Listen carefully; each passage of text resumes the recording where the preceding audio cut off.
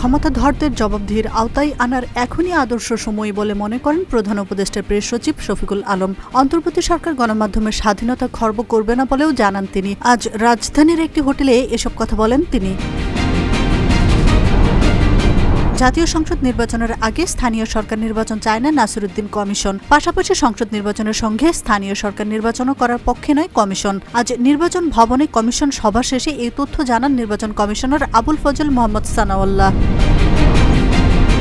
সীমান্তের ১৫০ গজের মধ্যে কোনোভাবেই কাঁটাতারের বেড়া নির্মাণ করতে পারবে না ভারত, জানিয়েছেন স্বরাষ্ট্র উপদেষ্টা জাহাঙ্গীর আলম চৌধুরী। তবে ১৫০ গজের বাইরে হলে আপত্তি থাকবে না। আজ সচিবালয়ে প্রেস ব্রিফিংয়ে এসব কথা বলেন তিনি।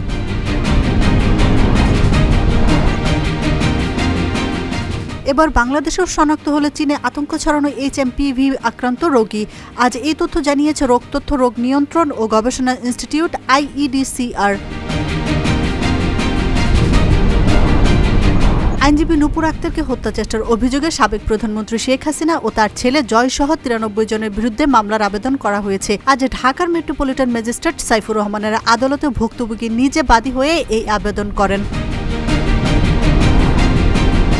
চ্যাম্পিয়ন্স ট্রফির জন্য নাজমুল শান্তকে অধিনায়ক করে ১৫ সদস্যের দল ঘোষণা করল বিসিবি। বাদ পড়লেন লিটন দাস ও হাসান মাহমুদ।